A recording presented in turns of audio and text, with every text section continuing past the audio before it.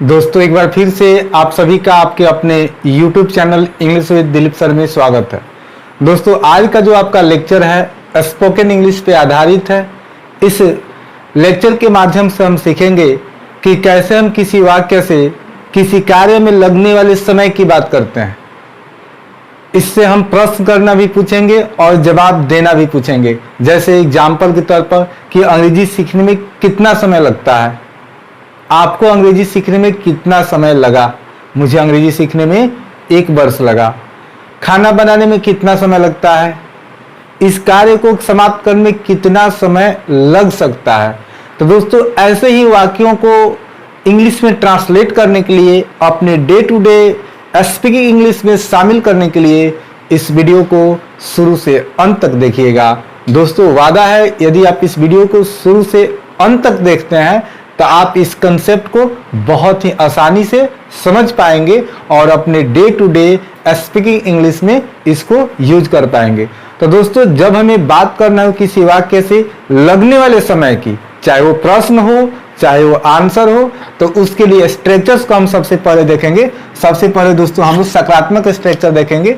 अब दोस्तों एक प्रश्न है कि हम जब किसी वाक्य में समय की बात करते हो, जैसे आज सोमवार है, 1947 का वर्ष था, तो जब हम समय की बात करते हैं, मानसून की बात करते हैं, तो वहां पे हमारा जो सब्जेक्ट होता है दोस्तों इट होता है। तो यही आपका की सब्जेक्ट है और इसी से आपका बनेगा स्ट्रक्चर। जैसे इसका होगा आपका इट प्लस टेक प्लस आएगा आपका ऑब्जेक्ट। दोस्तों यहां पे आपको ये देखना है कि ये जो टेक्स हम लिखे हैं ये टेंस के अनुसार चेंज होगा, अकॉर्डिंग टू टेंस। इसको आगे हम एक्सप्लेन करते हैं। ऑब्जेक्ट के बाद आएगा an expression of time plus to plus verb 1 plus other word। ये टू प्लस verb 1 क्या है? ये आपको बताएगा पर्पस। ये क्या बताएगा आपको, जैसे किस लिए लगता है। अब इस स्ट्रक्चर को समझिए। जैसे एक दोस्तों एक नोट बना लीजिए। जैसे हम कहे कि लगता है, तो यहां पे होगा आपका इट टेक्स। आप लोग टेंस पढ़े होंगे, टेंस पे आधारित है। लगता है, लगा, तो यहां पे होगा दोस्तों इट टुक। लगेगा,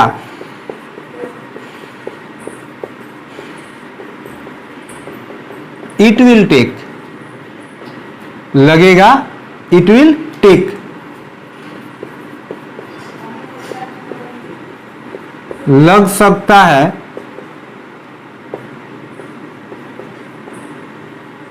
इट में टेक। लग सकता है, इट में टेक। दोस्तों इसका आप स्क्रीनशॉट ले सकते हैं। बेटर होगा कि आप नोट डाउन कर लें। आगे बढ़ते हैं दोस्तों। लग सकता है, लग रहा है, इट इज टेकिंग। लगा है, टेंस है perfect tense, it has taken. अवश्य लगना चाहिए, तो इसका हो जाएगा इट मस्ट टेक। अवश्य लगना चाहिए, तो यहां हम इसको टेंस के अनुसार बदल लेंगे। तो अब हम इसी से आगे बढ़ते हैं। इसको आप नोट कर लीजिएगा। जैसे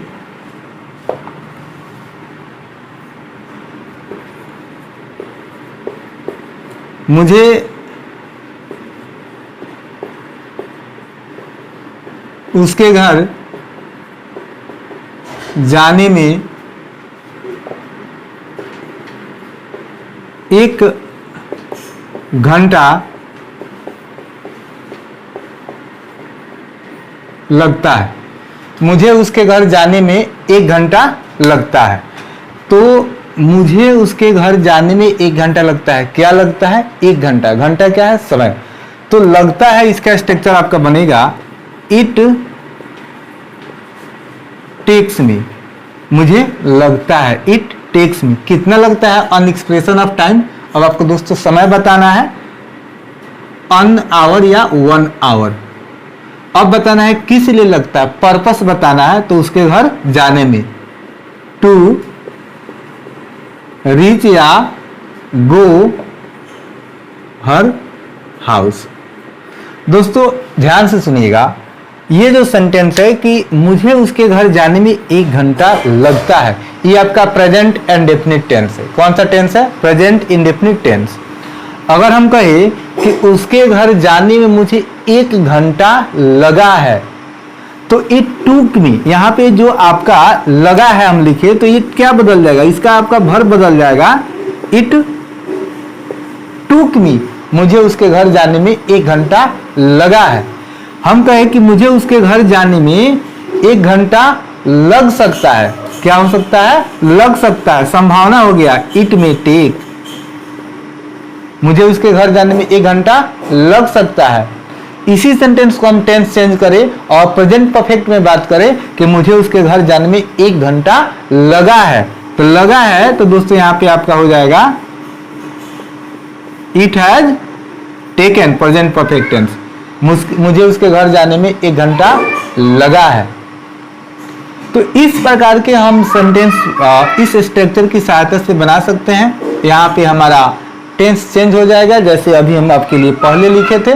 तो दोस्तों आपसे एक ही हेल्प चाहिए, एक ही मदद चाहिए कि वीडियो को एक बार लाइक कीजिए, एक लाइक कीजिए और एक शेयर कीजिए। तो चलिए दोस्तों आगे बढ़ते हैं, और अब हम इसको कैसे हम क्वेश्चन में तब्दील करेंगे, कैसे हम प्रश्न कर सकते हैं, उसके लिए स्ट्रक्चर हम सेट करेंगे। जैसे हम कहे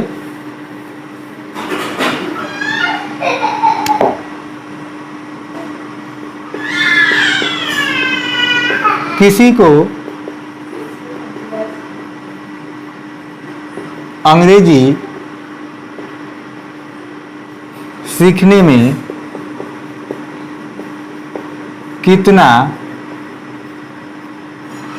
समय लगता है?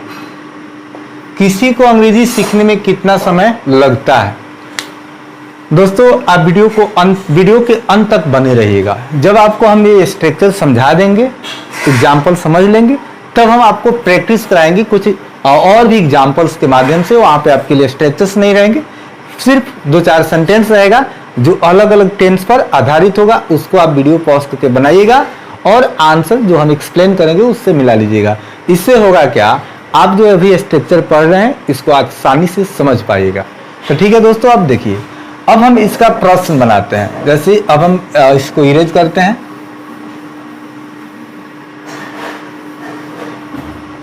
जैसे किसी को अंग्रेजी सीखने में कितना समय लगता है, तब हम प्रश्न कर रहे हैं कितना,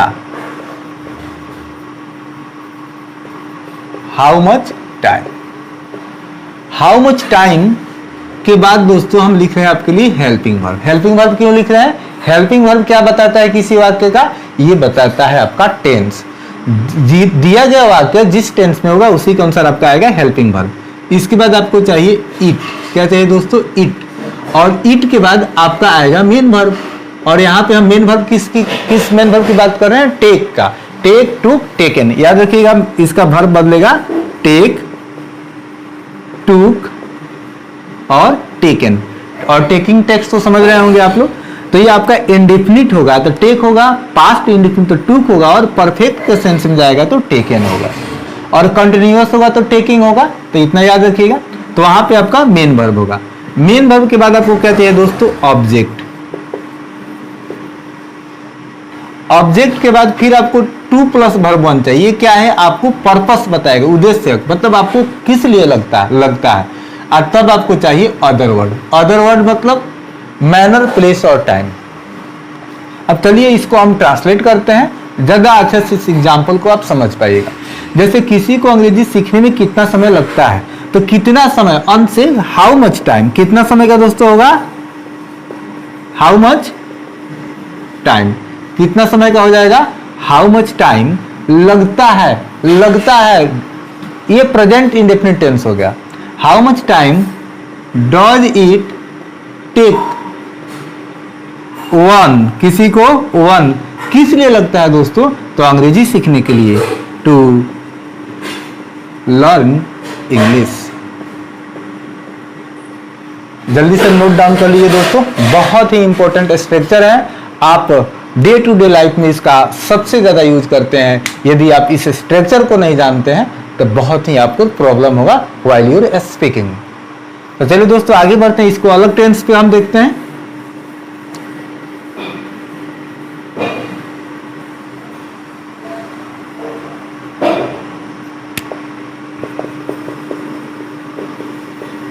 आपको इस कार्य को समाप्त करने में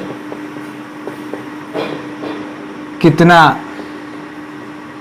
समय लगा? कितना समय लगा? काम समाप्त हो चुका है, बीते हुए समय की बात है। यह है आपका पास्ट इंडेफिनिट टेंस। तो इसका स्ट्रक्चर शुरू होगा हाउ मच टाइम, कितना समय। अब हमको क्या चाहिए? Helping verb. लगा तो पास्ट इंडेफिनिट का हेल्पिंग वर्ब होता है दोस्तों डिड। प्रेजेंट इंडेफिनिट का डू या डॉज। तो इट के अनुसार वहां पे डॉज आता है, यहाँ पे डिड होगा, डिड इट। अब आपको चाहिए ऑब्जेक्ट, किसको लगा? आपको। अभी यहाँ पे मेन वर्ब दोस्तों बाकी है, did it take you to finish this work. How much time did it take you to finish this work? आपको इस कार्य को समाप्त करने में कितना समय लगा? तो ये आपका डिड है। अब दोस्तों अगर हम कहें इसी सेंटेंस को हम टेंस के आधार पर चेंज करें कि आपको इस कार्य को समाप्त करने में कितना समय लग सकता है, हम संभावना की बात करें, तो आपका जो चेंजिंग होगा इस सेंटेंस में वो आपका ये मे के स्थान, डिड के स्थान पे क्या हो जाएगा? मे। संभावना की बात कर रहे हैं हम, कहें पूछे कि आपको इस कार्य को समाप्त करने में कितना समय लग सकता है, लग सकता है, तो how much time does it take you. Does यहाँ पे आ जाएगा, ये हेल्पिंग वर्ब यही है दोस्तों, यहाँ पे क्या आ जाएगा? Does. Does it take you, कितना समय लग सकता है।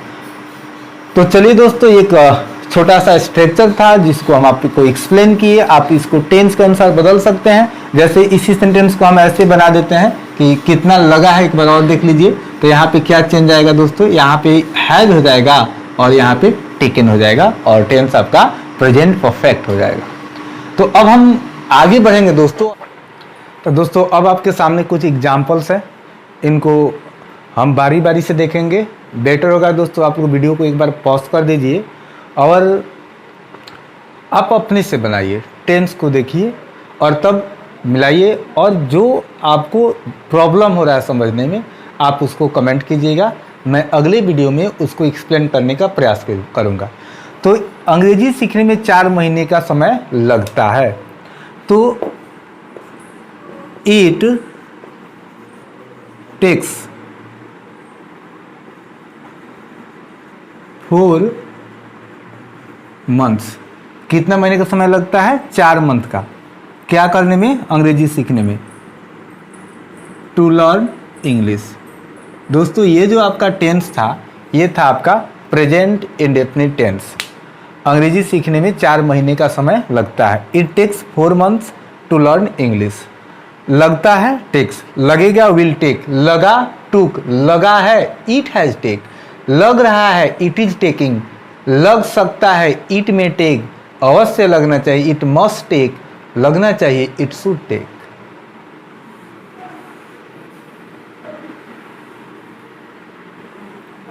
मुझे अंग्रेजी सीखने में कितना समय लगेगा? कितना समय लगेगा? लगेगा। तो याद रखिएगा how much time, future indefinite, helping verb, how much time will it take me to learn English. How much time will it take me to learn English? मुझे अंग्रेजी सीखने में कितना समय लगेगा? आपको अगर लिखा होता तो यहाँ पे यू हो जाता। तो चलिए दोस्तों आगे बढ़ते हैं। मुझे घर जाने में 1 घंटा समय लगता है। इट टेक मी 1 आवर या an hour to reach my home या गो माई होम।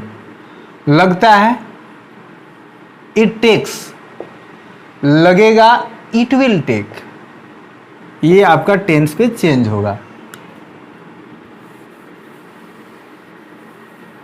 मुझे अंग्रेजी सीखने में लगभग 1 वर्ष लगा है।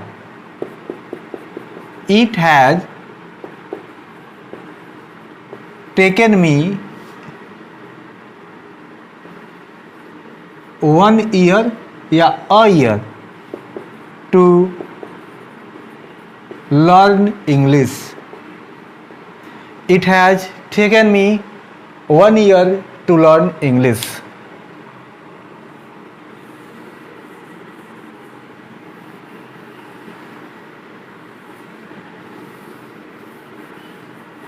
दूसरी नौकरी खोजने में उसे महीनों लग गए। It took him, past indefinite tense, it took him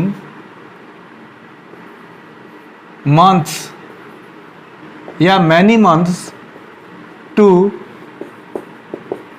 find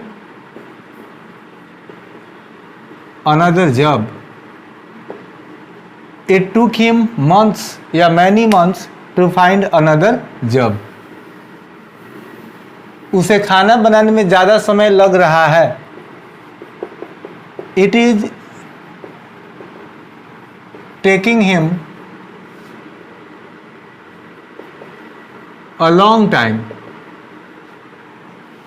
It is taking him या her a long time to